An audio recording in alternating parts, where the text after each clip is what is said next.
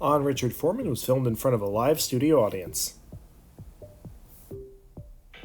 Hi, how you guys doing today? Welcome back to On Richard Foreman, the only show online where you can hear and talk about Richard Foreman all day, every day. So we have a really great show for you guys tonight. We have a very special guest. He's, you guessed it, Richard Foreman. Now, let me tell you a little bit about our guest before he comes on. Now, Richard Foreman is a autorial director. He takes what he calls a painterly style to his directing, in which he writes it, he directs it, he does the scenic design, he has control over it from the ground up. This man directed his plays when no one else would, and really, it all started out of spite. Now, here to tell us about it, give a big hand for our very special guest, Richard Foreman! Yeah!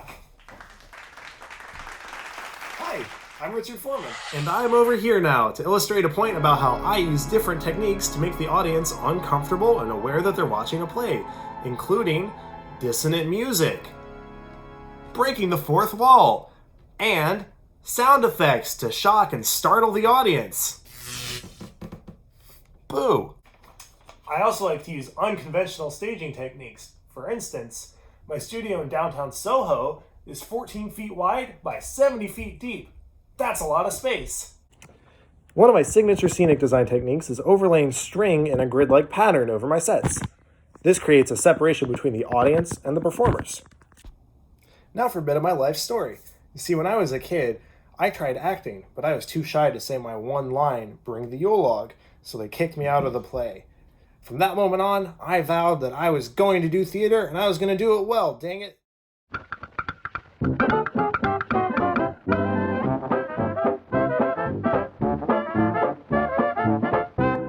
To me, the audience's viewing experience is more important than them getting it. I want them to be aware of their emotional responses to the actual material, as opposed to making sure that they fully understand what's going on the entire way through. It's about watching yourself watch the play and how that makes you feel.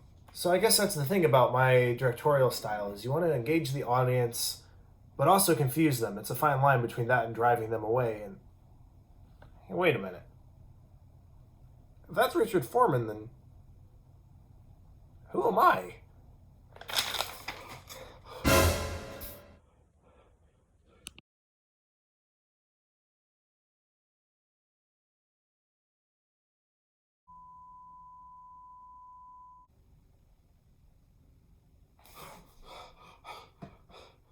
Hi, and welcome to Talking Richard Foreman, the On Richard Foreman post-discussion show. You can find us every Sunday, 8 p.m. after On Richard Foreman. Follow us on Instagram at Talking Foreman.